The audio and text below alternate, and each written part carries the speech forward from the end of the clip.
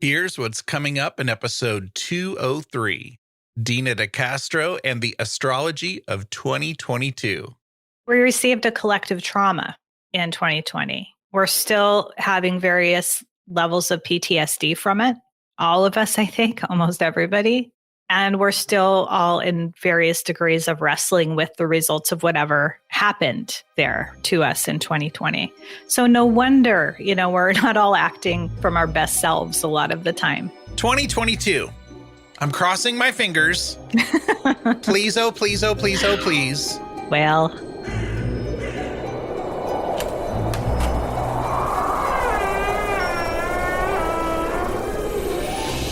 welcome to the Big Seance podcast. I'm Patrick Keller of BigSeance.com, and this is a place for an open discussion on all things paranormal, but specifically topics like ghosts and hauntings, paranormal research, spirit communication, psychics and mediums, and life after death. So basically, anything that pops up in my paranormal world. The candles are already lit, so you might as well come on in and join the seance.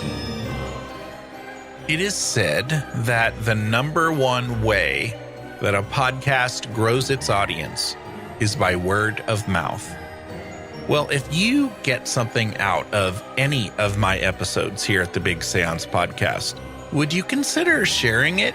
I know that there are paranerds out there that could use our particular brand of nerdiness here at the Big Seance. And specific to this episode, I know that there are a lot of people curious about 2022 and how astrology can prepare us. And so on that note, this conversation with Dena DeCastro was recorded live on Facebook on Saturday, January 8th, 2022. And so that's why you'll hear us read a few questions and feedback from the audience. It was fun. So let's pour the tea.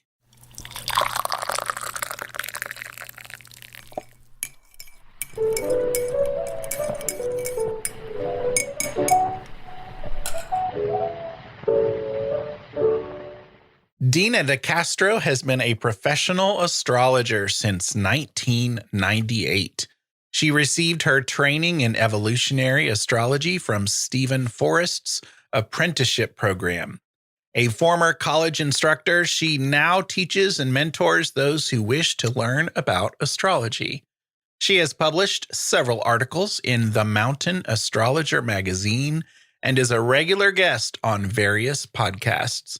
She now has her own podcast, which you should totally check out. I've been listening to that, and it is called the Let's Get Real Astrology podcast with her co-host, Katie Sloan. And you can find out about her readings and mentorship programs at DenaDeCastro.com. She is our favorite astrologer, and she's been on this show many times. She's given us our astrological forecast for 2017, 2018, and 2019. And most recently, she joined us about a year and a half ago to discuss what we jokingly called the WTF forecast. I don't know if you remembered that, for the summer of 2020. And boy, was that a year. And I think we're still in that year. Yeah. Currently, it's just been a really long year. Mm-hmm. But I'll have links to all of those episodes and all of her appearances in the show notes if you are new to Dena DeCastro and you want to go back and listen to those. And today, Dena is going to fill us in on what might be in store for us, or at least, what we can do to take advantage of what the stars are doing, I guess, in 2022. So welcome back to the Parlor, Dena DeCastro. Thank you, Patrick. I'm so glad to be here, and it has been too long. I always love talking with you. It has been too long. It's been a year and a half. I know. And in this weirdo pandemic world, I don't know how to judge what a year and a half is. Like, it seems like forever ago, but at the same time, it seems just like last week.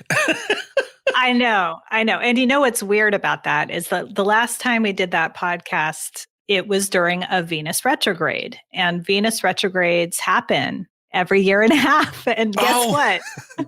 We're now in another Venus retrograde. It's like something about the Venus retrograde wants to follow us, but I'll talk about it because that's kicking off the year is this Venus retrograde in Capricorn, which I get to speak to. That's funny.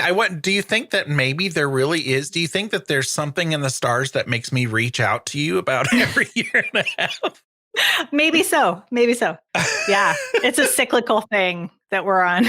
Yeah. Well, and I also know that you've told me that in both of our charts, we have some similar things in our charts too. You've got some Cancer stuff in your chart, I think, and I'm a Cancer sun, and I know you're an Aries. Yeah. Yeah. So I think we have some chart linkages going on. Interesting. Yeah. That must be why we connect so well when we jump in here on StreamYard. And when I pressure Dena, she just told me before we went live that this is the first time she's gone live, literally live anywhere. And what's funny is I pretty much didn't give her an option. I just gave it to her. And now I feel bad because I'm like, oh no, I just pretty much told her what we were doing. Yeah, I could have said no. And I thought about maybe saying, oh, Patrick, I'm really just comfortable doing the recorded version. But I decided to make this my brave leap into the unknown. You know, that's another theme of this year is taking risks and leaps in your life. And I'm like, okay, gotta, walk my talk here. And see, it was meant to be this whole thing. The stars said, Keller, you're going to do this live and you're just going to tell Dena and she's going to do it. I see an encouraging Facebook user just said, so glad you didn't say no. I appreciate that. Thank you. Oh, nice yes. We will get to some questions and things later, but you can put the questions in anytime. Oh, this is Melissa. Melissa, I think, is in your neck of the woods. Oh, cool. Possibly. And she's one of our most active listeners. Yay. I know she's going to have some good questions, I bet, for us. Yep, we can see you, Tara. Thanks for being here. Thanks, Melissa, for being here. Awesome. Okay, 2022. I'm crossing my fingers. Please, oh, please, oh, please, oh, please. Well, say that it's going to be at least a little relief or a better year. What do you have for us? Well, as you know, I don't predict. That's my my out because I could not have predicted the pandemic before it happened. I cannot predict when it will end. But I will say this, that 2020 and 2021 both were years that had a lot of astrological weather going on, especially 2020. And astrologers saw this coming down the road before 2020 and were thinking, what the shit is going to happen in 2020? And nobody predicted that it was going to be a worldwide pandemic. So we just knew something major was going to happen. And it was just this astrological traffic jam, meaning, when I look at collective influences, which we're going to talk about today, I'm looking at where are the planets in the sky and how are they lining up with each other. And in 2020, we had an astrological traffic jam in Capricorn. We had the outer, slower moving planets all lining up together. Saturn, Pluto, Jupiter, mainly, those three, all in Capricorn. And they were making what are called conjunctions to each other, meaning they were exact lineups. And for the whole year, for most of them. So it was huge. That means endings of major cycles and beginning of new cycles. And I probably talked about some of that on that episode with you back then, I'm sure. Then go to 2021. Well, some of those things were still kind of fading out, but still a little bit in play. And then we had a major lineup of two outer planets, Saturn and Uranus. Last year, it was a square between those two. And a square means friction. So you have Saturn, which is about structure, and it's about government and structure and the rules that guide us, the rules that govern us. And it was making a square to Uranus, the planet of rebellion and blowing up the structure. And what did the year start with last year in the United States? But January 6th, a year ago, right? Not even counting that, there was a lot of unrest in general.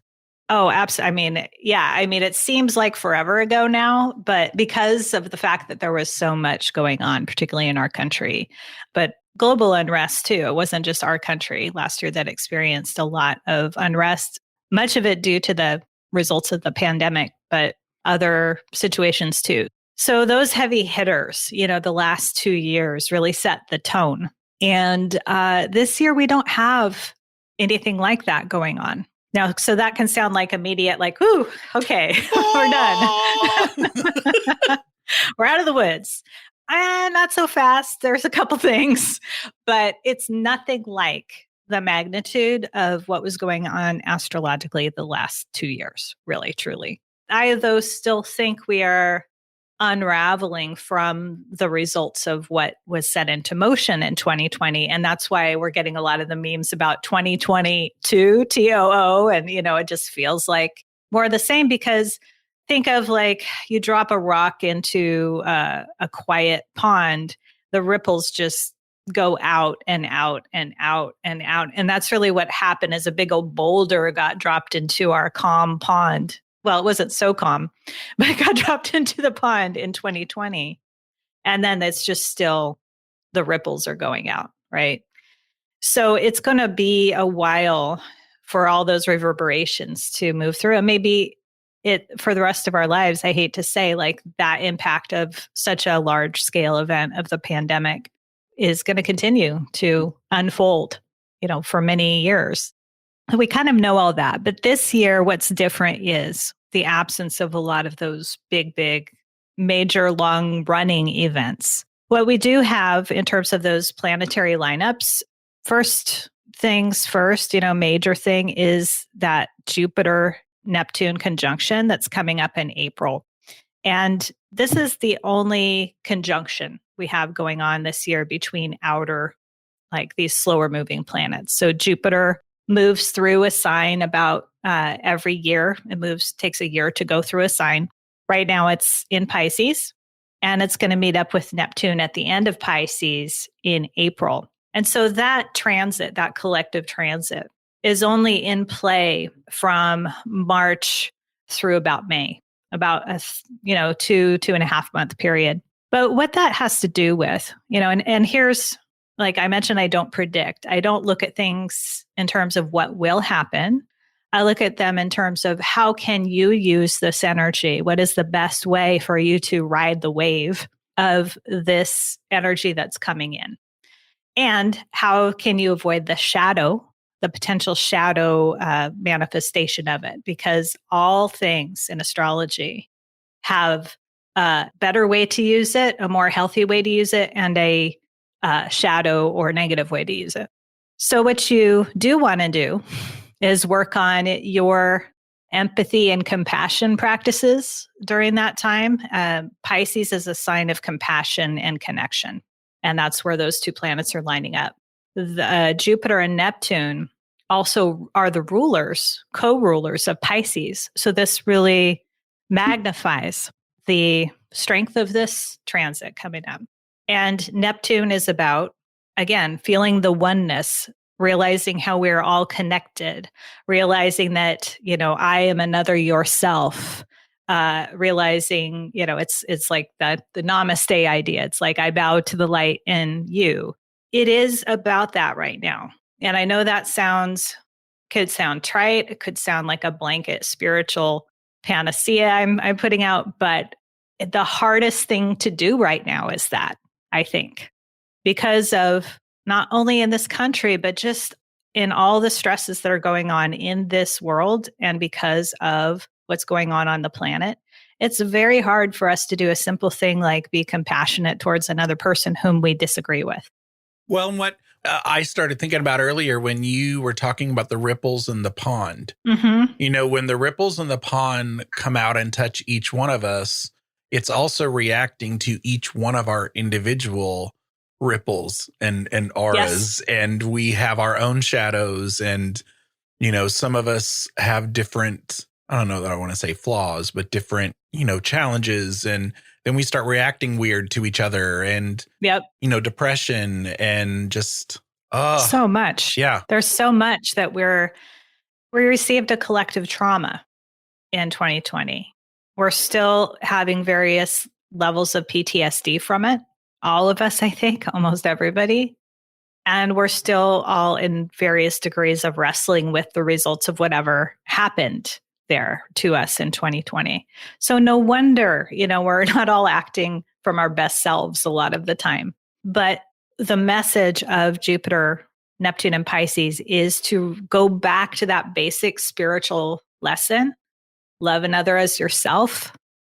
Try to walk in another person's shoes.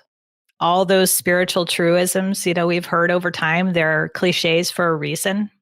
And it's like people can say, yeah, we've heard that before, but it's like, but that is the very hardest thing to do.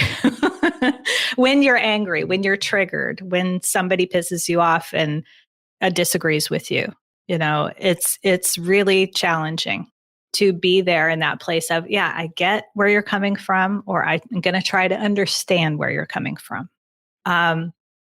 That's really our only hope right now is to go that direction. Okay. The shadow that we want to avoid with Pisces, Jupiter, Neptune, and Pisces is escapism, is numbing out, checking out, all the ways, the coping mechanisms that many of us have developed through these past couple of years to just get through it. Understandably so, like have some compassion for yourself. If, for example, you've been using food or alcohol as a coping mechanism, like most of us have at some point, it's so common, right? But I think now is the time to wake up to that and say, how is this not serving me anymore? And if I go more down this road, it's just going to become self-destructive, right?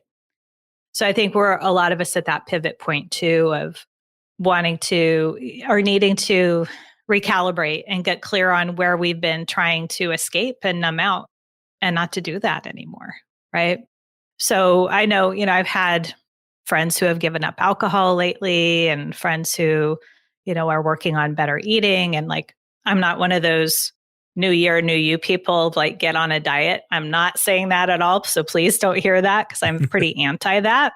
I'm more about like, just be conscious of what you're doing as a distraction or an escape. And then notice that and try to compassionately and gently guide yourself back to being present and doing what's right for you and your body. So that what I'm saying is this energy of that transit can help you with that, can help you become aware of these things, can also give you that boost of guidance and good luck toward manifesting the positive of this transit and away from the negative. When did that transit start? It is coming up. So It hasn't started yet. So this is like on the forecast end. It's coming up starting in March. Okay. Peaks in April, goes through May. It's kind of a springtime. It's what's going on in the spring this year. So Jupiter really is the most active planet this year because of that particular transit and the fact that Jupiter is going to be changing signs, going back and forth from Pisces to Aries to Pisces. So I'll talk a little bit about Pisces, Jupiter and Pisces and Jupiter and Aries, but I want to check in and see, are there any questions from anyone that popped up? We do have a question. I don't know where it fits in, this forecast, but Tara says that January to February 2021 brought a huge increase in her depression. And she feels like she's in a good place currently. Could this possibly be astrology related? Yeah, actually, this is a good point to bring up that all of these things that I'm talking about are collective influences. And while they affect us all, there are also more specific things that it could be doing in your personal chart, right? So whatever was going on last year at that time for you, Tara, is, in January and February, it might have been in a sensitive area of your own chart. And it could have definitely contributed to an increase in depression. I've seen that happen for myself. I've noticed when certain things are happening in my own chart that it can increase things like my level of depression or anxiety. I've definitely struggled with anxiety more than depression, but I have seen where astrology is related to those things for sure. And it can be helpful to know that because it gives you a perspective of what's going on at the time. And also to know that there's a beginning and a middle and an end to something is huge. Like that's for me been one of the big benefits of knowing astrology is this is not an open-ended thing that's going to go on forever. I'm going through a hard transit. It's going to last, even if it's going to last a year. Like last year, I was in a pretty tough transit for about a year. It's over now. And I'm really happy because it's like, okay, it's starting to lift. Okay. This has been a rough month, but it is the end of this thing. So yeah, to answer your question, yes, it can. And I'd encourage you to get a reading. It doesn't have to be from me, but from any qualified astrologer to see kind of what were all the things going on in the chart then. And Tara, after your answer says, so interesting, I need to look more into my personal chart. Knowing an ending to the bad times would be amazing. Yeah. Yeah. That's what astrology is great for. And then, on this idea of the forecast and looking at this too, it's helpful to know that for the collective, like, okay, what we knew about 2020 and that we were in this major kind of planetary shit show time, where it was just going to be, okay, this is what it is for a year. It explained a lot. And it also said this is where the big inception event comes in. We're just hunkering down, right? So yeah, I mean, that is a really good distinction. And to know you can always get more information from your personal chart. I did want to say really quick before you move on, Tara's talking about January to February. It was March of last year when, you were talking about different addictions and food addictions, for example, and diets. And it was about that same time Tara's talking about where I have definitely had a food addiction and have always had weight issues. And at that time, I was the heaviest I've ever been. And I'm also very easy to force into routines. I'm kind of a obsessive compulsive routine person. And so I've always known that as hard as it is for me to stay healthy as far as eating and things like that, once I do get myself to commit to some kind of routine, I'm usually pretty good at staying on it. And then you've also been talking about distractions. Yeah. To me, I've used that, like you said, as a distraction, but it started last March, not necessarily, coming up. And so I thought that was interesting when you said that. Like I'm using my addiction to being in a pattern and playing the game of being on this routine. And I've been doing pretty well on it, but it's also kind of a way to distract myself from everything. And I feel better. And that helps when you feel better too. Right. Yeah. Right. I think that's such a great point. And that there might have been something going on in your personal chart, that was to do with Neptune or, what we're talking about here that was going on for you at that time last year. But I do think, on that note of escapism, that even things that seem good like that, like when you're sticking to a diet, you're on this regimented thing, that could be just as much of a way of numbing out and distraction in some ways. So I don't want to diet shame anybody, but it's just like be aware of how you're using, especially things like deprivation, diets or fasting or any of those things, because it can just be another way of not being present and not getting to the real issues, I think. I mean, that's my opinion. And I'm not a doctor. So if your doctor has told you need to do something, yeah.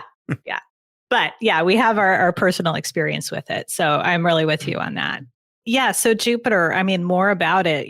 Jupiter is the planet of expansion and growth. And it often brings in good luck and opportunity in whatever area it's touching. The thing with Jupiter, and I think of the planets as gods, I personify them in that way, and it allows me to have an easier relationship with them. But Jupiter wants us to take a risk and take a leap of faith in order for us to get Jupiter's gifts, right? It's not like we could just sit back and go, okay, give it to me, Jupiter, bring it in. So we have to open up and look at where am I sticking in my comfort zone? Patrick and I were talking a little bit about this beforehand of how even being live like this, stepping out of my comfort zone. This is a very Jupiter thing that I'm doing right now. And I know I'm about to go through a lot of personal Jupiter transits. But one thing that Jupiter is doing this year is it's changing signs. It's moving out of Pisces and into Aries. And it's actually going to be moving into Aries. Let me get the exact dates here. It moves into Aries on May 10th, where it will be through October 28th. Then it kind of dips back into Pisces for a little bit. This is what planets do. They go retrograde back and then forward. And then it will re-enter Aries from December 20th of 2022 through May 16th of 2023. So Jupiter in Aries is a whole different vibe. You know, I've been talking a lot about Pisces kinds of things with the themes of escapism versus compassion. Those are very Piscean ideas. Aries is about taking action and making a start toward the goals that you have in your life by taking risk and taking that first step, making marked new beginnings. So Jupiter, during that time that it's in Aries this year from May to October, really supports new beginnings, which is good news. If you have something that you want to start, something you want to launch or kick off, either for your business or creatively, this is going to be a great time to do it, particularly in the summer. I'm seeing the summer is a big time for that, avoiding the Mercury retrograde times, which we are also going to touch on. It's fiery, let's go, let's be brave, let's have courage energy. And as I mentioned, Jupiter magnifies what it touches. It brings it into the spotlight, into our attention. So there's a lot of like, let's go, let's go, let's go energy. What could be the shadow of that? What's the shadow side of Aries? Patrick, do you know, being an Aries? I wouldn't want to guess because I'd probably give too many shadows that maybe aren't what you're referring to. Yeah, maybe so. Well, one of the shadows of Aries can be self-centeredness or self-focus. Yeah. Mm-hmm. It's kind of the opposite of Pisces energy, right? If we think of Pisces as the last sign of the zodiac, and Pisces is about letting go of self-focus and being empathic and empathetic towards others. Aries energy is about being self-focused. You can do that in a healthy way or an unhealthy way. You can be selfish, or you can just be self-focused and in a having healthy boundaries way, right? If my mom's listening today, she's going, mm-hmm. Yeah. Oh, God. Yeah. She knows that one, huh? Uh-huh. So yeah, I mean, there's ways that Aries energy is really supportive for getting clear on who you are, what you want, and what you want to go get. And so Jupiter moving through Aries supports all of us being able to tap into that part of ourselves that's just like on fire with what we want to do. And at the same time, you have to be careful about running right over other people in your quest to get what you want, right? That's the danger. And we're always playing with both.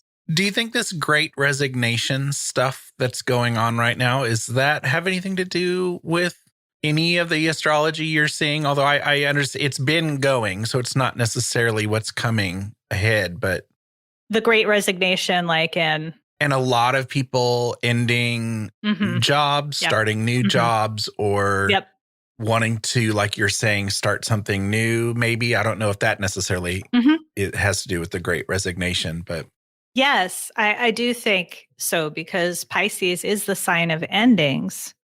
Jupiter has been in Pisces since part of last year, and it currently just re-entered Pisces at the end of December.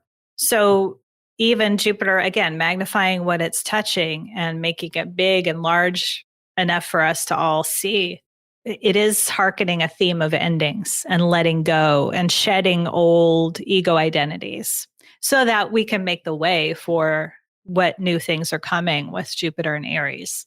And I do think, there's a certain tiredness and weariness too associated with Pisces times. We're in a Pisces time right now. Still, even though that conjunction is not exact with Jupiter and Neptune yet, they're both in Pisces. So there's this magnified theme of endings and letting go. And it can almost feel there is a sadness to it of I'm letting go of an old identity or an old part of myself or an old job or a role, whatever it may be for you. But here's the hope I want to give you is that, at the middle of the spring, when Jupiter enters Aries, there is going to be this reinvigoration and a chance at establishing something new that is really exciting. And you have to proactively take these energies and use them. So you can plan your life in this way. For example, like I said, if you have something you want to kick off, right now is not the time. And I'm going to talk more about why. I mean, Venus retrograde, hello, Mercury retrograde coming right up, which we're going to get into. But yeah, it's really not the time right this second to launch your new thing or to make that fresh start. Let it kind of simmer for the next few months if you can, if the logistics work for you. And then in the spring and summer is going to be a more supportive time for kicking off that new thing. Is planning okay? Is planning okay? Planning okay before you actually kick off? Yeah, I think so. I think planning is a good thing to do. Yes. So Melissa just put in the chat, she says, is it weird that this kind of happened for me last year? I quit my job in March, was scared but had to, that I was so unhappy in the job, and my mood shifted greatly for the better. Is that weird? What was I not aware of? No, not weird at all. Like, again, these things could be happening in your personal chart that had to do with, she said, I just kicked off a new job. That's okay. Like, again, these influences can be ameliorated for you. I think if you just literally started a new job during this month where Venus is retrograde and Mercury is going retrograde, it is a good thing to really double check all the fine print with that job you're going into and make sure that things are the way that you want them to be, as good as you can get that. And as far as it being, last year when you made those decisions, Jupiter was in Pisces last year as well. So around that time, actually, I think it was May that it actually went into Pisces. But it was part of that letting go process really began last spring to summer for many of us. And knowing that it was a momentous time of things ending and seeing like things are never quite going to be the same after 2020. Yeah. So, I mean, this is a strange, crazy, topsy-turvy time, as we know with all the Pisces energy. But I think that there is a lot of hope of more energy coming back and reinvigorating us for the fresh starts that some of us need to make, in the summer, spring to summertime. I want to touch on the Mercury retrogrades this year. And, conveniently, I have a page on my site that just always lists the upcoming 3 Mercury retrogrades and what they are and where they are by the sign. Patrick, you can put a link to that in the show notes to this. But if anybody is live here and on my site, you can just go at the very bottom. There's a link that says Mercury retrogrades if you want to follow along. But the first one we have is coming up January 14th. And it goes from January 14th to February 3rd. It goes from Aquarius to Capricorn. And the thing that I always think about with Mercury retrograde is, it doesn't have to be terrible. People like to get really freaked out about it. I literally have an ebook on how to work with Mercury retrogrades and not to freak out is what I say, essentially. Like, it is a time to step back, to reassess. It's a good time for planning. You were talking about planning, to do research, planning, strategizing, because you really want to step back and get an overview of what's going on in whatever you're trying to plan, rather than try to forge ahead with action. Also plan in more time if you can for rest and retreat and reflection. Those are keys to having a happy Mercury retrograde time. And they only last every 3.5 weeks. They get a lot of press because they come around so often. Mercury retrogrades, for example, the next one is going to be May 10th through June 3rd. And Gemini and Taurus, and that time will be more about like watching your words, because it's partially in Gemini, watching how you communicate, making sure you dot all the I's and cross the T's in your own communications. With any Mercury retrograde, that's true. But I think the one in the spring will be more so that way. And then the summer is free and clear of Mercury retrograde energy. And then our next one is September 9th after that. And that's the last one of 2022, I believe. So there might be one more to check. September 9th through October 2nd in Libra and Virgo. And so that, also will be more to do with relationships, needing to take care in your relationship interactions, making sure things are balanced and harmonious. And if they aren't, it's a good time to repair things that need to be fixed or mended. So that gives you an overview of those Mercury retrograde times. And, as I said, they're always listed on my site if you want to refer to that. Real quick on Mercury retrogrades, I sometimes feel like we create our own Mercury retrogrades. Yeah. As we talk about, it's almost like some of us we turn it into a holiday. Like we talk about Mercury retrograde. We're in Mercury retrograde. Are we creating some of that, stereotypical retrograde drama when we almost celebrate that weirdly? Yeah, I do think there is a longing for more, like you say, like a holiday feeling. Like we want to take a pause and slow down and have things mess it up so that we can't do this or that, So I do think we do create some of our own static during those times for sure. Yeah. Yeah, I love it. But you can use it, like I said, proactively use it for rest and retreat and make it a holiday, but you don't have to make mischief, on yourself during those times. It just makes me think kind of like a tulpa, when we, create ghosts that aren't there. Oh God. Yeah. It has such a strong tulpa around. It's like there's definitely a Mercury retrograde tulpa walking around. Like it's definitely true. And what would its name be? I don't know. What's the name of a really mischievous person? I can't even begin to think of I don't want to name it. How's that? All right. We don't want to create it. We don't want it to be born. What you can do is just stop buying into all the hype, on the internet about it. When you see that stuff, the memes and everything, don't overreact. I think, right now it's important to be aware that we're in a Mercury retrograde pre-shadow already right this second as we record this. Probably by the time this comes out, it will be Mercury retrograde-ish. And there's a Venus retrograde that we are currently in that I mentioned earlier that goes all the way through the end of January to January 29th. So Venus retrograde is take those same retrograde ideas and apply it to relationships specifically and money. Okay. Venus is about love and money. And it's time to close up your wallets, shore up on the expenses that you created over the holidays. What great timing for this one. Yeah. It started right before Christmas. It's like, Merry Christmas. Oh, wait. No, but I do see a theme here where everybody's really sobering up after the holidays and kind of going, what did I just do with the spending? Right. And that's every year. But man, this year it feels for some reason more so. So we're all getting that wake up call around. It's time to get realistic on your financial, life. Venus is in Capricorn, the sign of realism and practicality, and it's retrograde there. So if you're feeling that urge to not open your wallet, that's a really good impulse to follow right now to save, conserve, be practical. This too shall pass. You don't have to stay there, but just right now. It's a smart course to follow.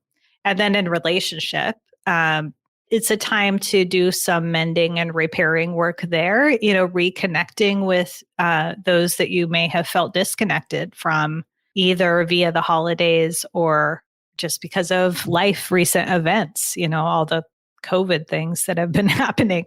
Kind of strange to say that though, when, a lot of us can't see each other again right now. So we're going to have to make extra efforts to stay connected and to connect, whether that be virtually or otherwise. But it's actually not really a good time to isolate because we're already have been isolated for so long. And there is the tendency toward depression right now, just as an ambient thing, especially as so many of us have been, isolated for too long. So I'm hearing this a lot. I'm hearing a theme of heaviness and depression, particularly post-holiday hangover this year seems to have been really bad for myself included. Like this past week, I was like, man, I don't remember feeling this way in quite a while, after the holidays. And it's just that real low that seems to have set in. And I think it's a lot of this Venus and Capricorn retrograde.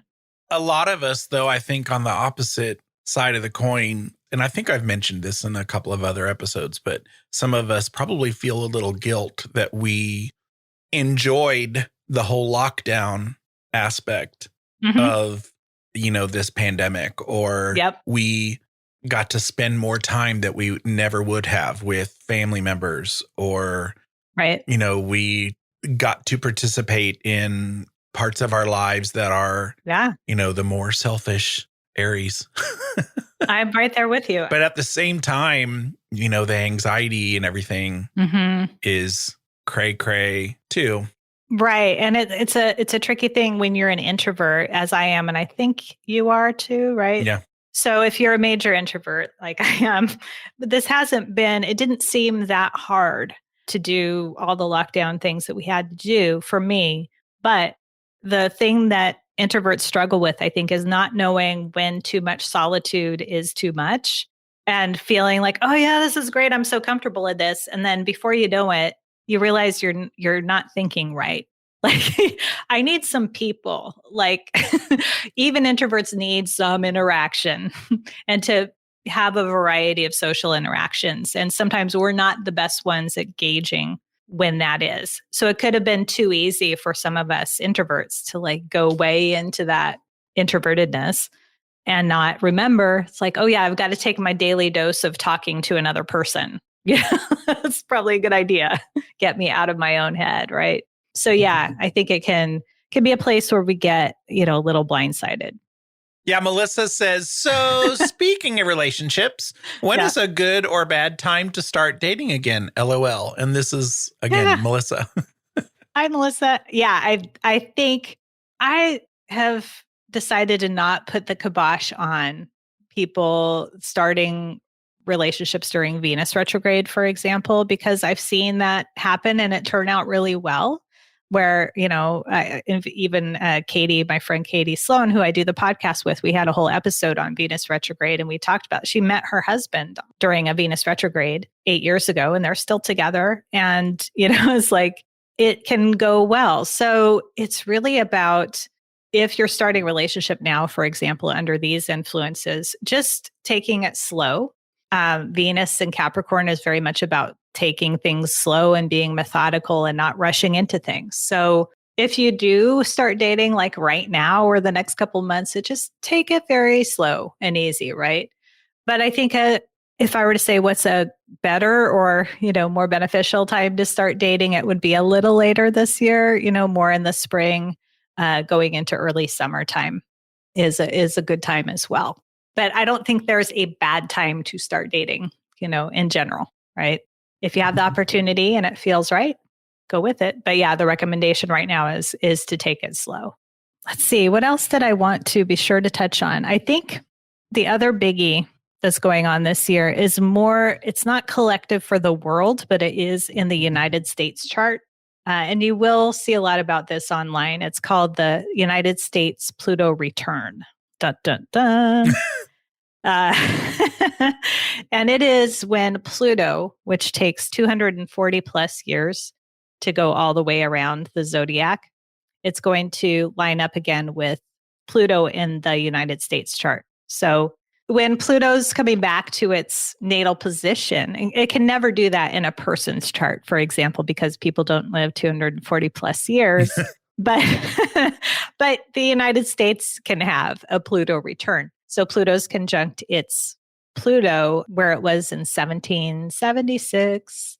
And Pluto's about going into the shadow. It's about confronting our biggest fears. It's also about endings and major new beginnings as well. It's about the death of what is not working anymore. And this is all happening in Capricorn, the sign of government and structure and, again, the rules that guide us, as a sign that Saturn rules. So this has already been going on. You may have noticed Pluto return started for the United States really last year and has been going on for about a year and continues through the next 2 years. It's a 3-year deal, but we're in the peak year this year, 2022. So that is auspicious for us, the United States. Yeah, I love that way of putting it. Adam says, would Pluto kind of be like the dark night of the soul? Absolutely. It's that come to Jesus moment, right? It's having to look at all your shadow stuff and deal with it. I mean, and we thought we were there. This makes me wonder if we're not going to be going even more there in this year ahead. In this country, we have the midterm elections coming up at the end of this year, and there's still much work to be done regarding the pandemic and getting people back on their feet financially. And where this is happening in the United States chart is in the second house of money and finances. So this is very much about the economy. Yeah, just a Facebook user says, aren't we lucky just in time, 240 years? It's like, we're all born at the right time to go through this. Lucky Isn't that us, yay. So that's why I'm not going to say, looking ahead at this year, that, oh, this is an easy peasy time, compared to 2020, because really the biggest obstacles for us as a country are about financial structures and the economy and what, the problems that are very much going to come to a head, I think, this year ahead. I'm also thinking about healthcare costs, and I don't know about any of you all, but we had a huge increase in our health insurance this year. And I was like, wow, that's a big chunk of change for us. I'm wondering how that's affecting everybody else. If you're lucky enough to even have a job where you have benefits and you have to, you pay for a portion of it through your job, or your company pays for part of it. But for us, yeah, the cost just went up. And I'm thinking, wow, if for us that's bad, there's a lot of people that are going to be struggling this year just because of that. And that's an effect of COVID. I mean, they told us in the letter, this is all due to COVID, all these astronomical costs. The system can't bear it anymore. So there's that. And then I think of the job situations. I just saw an article about the restaurants. They're starting to struggle again, obviously, because of what's going on with Omicron. So I do think it's a tough year for the United States. Does that mean move somewhere else? Probably not. But you're probably not going to escape the worldwide difficulties we're going through with climate change.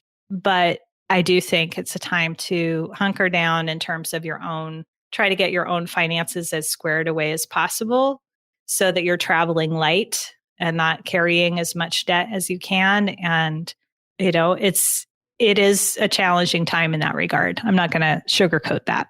Yeah. Really the final thing I would mention is at the end of this year, we have a Mars retrograde coming up. Those only happen every couple of years. And that is Mars retrograde in Gemini. It goes from October 30th to next January 12th. And that's, it's far out. And by the time that rolls around, hopefully y'all will still remember this podcast happened. But I think that maybe you can go back, make a note to go back and refer to this. Put it in your phone now. Yeah. But it's important to keep on the horizon because Mars retrogrades are momentous times. Again, it's retrograde. So hang back. Don't move forward too rashly. Don't be impulsive. Think things through. It being in Gemini, it's going to have a lot to do with communication and, again, not making missteps with your words or putting your foot in your mouth. That will be the tendency that you'll be pushing against during that Mars retrograde. But again, it's a good time to rest and retreat like any retrograde. And we don't really do enough of that. I know it feels like this whole last couple of years has been about retreat and maybe more rest than we would have wanted in some ways. But intentionally stepping back from life and unplugging in a healthy way and getting perspective, that's what the retrograde energies are about. And that's what they can help us with. So those are the major themes that I see in this coming year ahead. You are fabulous because you know this probably from hosting your own podcast, that even though I've been present here, like there's probably so many juicy things that I've missed, and I can't wait to re-listen to it to take notes, to put those things in my phone, to come back later. Yep. Because I think you've had some important thoughts and some important steps that we should think about taking in the next year. Yeah, thank you. And, I think if I could say what's the highlight for me or kind of bullet points, it's that Jupiter, Neptune, and Pisces time in the spring is we all need to find our spiritual center in order to be able to go through the things that are coming up, because life will continue to dish it out. This pandemic isn't over. God knows what else is happening with climate change. So finding your connection to spirit, whatever that means for you, whatever gives you a sense of meaning, I think is the most important thing in 2022, because it can help you get through everything else. So one thing I wanted to for sure give you the opportunity to do in this episode is something I don't think I've ever had the opportunity to ask you as many times as you have been on. And the listeners of this podcast, we tend to like recommendations of books. Mm-hmm. What books do we need to check out? And maybe not even necessarily books, because you're on your own spiritual journey and you're a very spiritual person, and like to talk about other topics that we would like that aren't just astrology, And so I wanted to give you the opportunity to give us, what do you recommend people check out for the nerds that you're familiar with, the kind of nerd that listens to this podcast? Yeah, no, I love being one of those nerds that listens to this podcast. So thank you. Yeah, I think for me, astrology-wise, first of all, my favorite go-to astrology book for people who are beginner-ish and curious to know more is The Inner Sky by Stephen Forrest, who was my mentor. But he, wrote this book way back in the 80s, and it's really held up extremely well. And it's just a basic intro to all of those archetypes that we talked about today, all the signs, the planets, the houses. And as far as, other interests and things that I've been listening to or thinking about lately, I just started listening to the podcast, This Jungian Life. It's on Luminary, and I really like it. I'm interested in Jung's ideas, and they connect and overlap with astrology. It's really all about archetypes. So I've been listening to that. As far as my own reading, I also do a lot of self-help in terms of creativity and writing. And a book I've been reading is called Everyone Has What It Takes by William Kenower, Kenower. And he has written a couple of books that I like. Fearless Writing is another one. So that's another one of my major interests is writing, but also just creativity and how to break out of your creative blocks. So those are kind of the combination of things that I'm reading, always something about astrology, something about Jung, and then something about how to get over myself with my writing fears. So those are some big ones I could point you toward. Very cool. Thank you for that. Yeah. And I also wanted to, here's the artwork for the Let's Get Real Astrology podcast. Do you want to talk about anything that either you've been covering or something you might be covering in the future? Absolutely. Well, Katie Sloan and I have been friends for about 12 years now, and she's also an astrologer. We're both evolutionary astrologers. And we started this podcast last year, and we've been doing I really love what we've been doing lately, which is we just talk about, like we would talk over coffee, about what's going on in our lives as it relates to astrology. And so we give examples of, like, here's how this transit plays out for me. But then we also adapt it to giving our listeners some advice on how they can use these energies for themselves in their own lives too. So we just did a recent episode on Venus Retrograde, the current one that's happening now. So that's up. We just did a whole episode on Jupiter that's going to come out on the 14th of January. And those two in particular, I think this audience that was here today, you'll get a lot out of that. We also did one on Neptune that came out November 26th.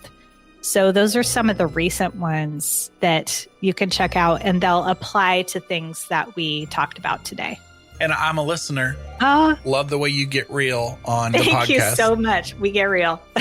And you all together are a really nice combo too. Thank you. It's very cool. Thank you so much, Patrick. I appreciate that. Your website's DenaDeCastro.com. Where else can people find you? Is there anything else you want to promote? Yeah, I mean, you can find out all about me and my services at DenaDeCastro.com. I have a mentorship program, and I'll be running a new mentorship session starting in early March. And if you're interested in learning astrology, you want to ping me and ask me about it. Those are the main things that I do. You know, it's really right now the podcast, the mentorship program, and readings as always. Yeah, you rock, Dena. Thank you, Patrick. Thank you. You rock.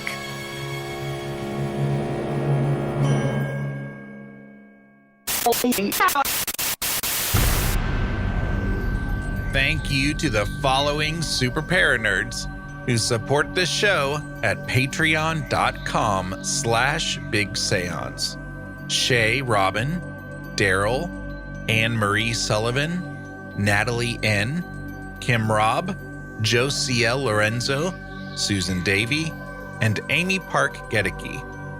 My supporters at the Parlor guest level, who can be found at bigseance.com/Parlor guests, are Allie of Hocus Pocus Collector, Miranda from SpookyLittleHalloween.com, Linda from ShimmeringMoons.com, Ann Rekovich from OzParatech.com, Janae Michaels from Grey House Tarot and Farm Artifacts, Chelsea from Cheers with Chelsea, Mitchell Coombs from MitchellCoombs.com, Dena DeCastro of Dena DeCastro Astrology, Sarita Cockerham, Christine Rath-Selhe, Mindy Kentop, Hope Battaglia, Cassie Keller, Melissa Armour, Diane Rax, Nettie, Bruce Williams, Christopher Kohler, Lana and John of Carbon Lilies, Jim Budd, David Rubenstein, and Norman and Linda Keller.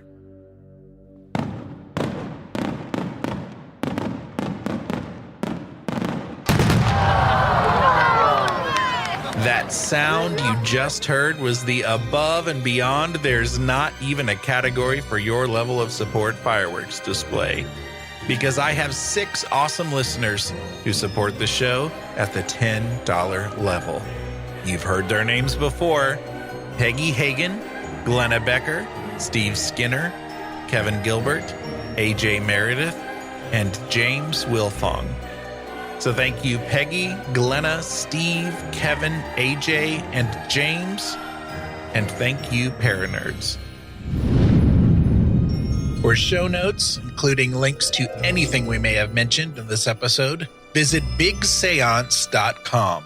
And you can continue the discussion and hang out with a great community of Paranerds by joining us in the Big Seance Parlor on Facebook. Want to hear your voice in a future episode? Go to bigseance.com/feedback to learn how. Thank you so much for listening. Unfortunately, it's time to blow the candles out, but we'll see you and light them again next time.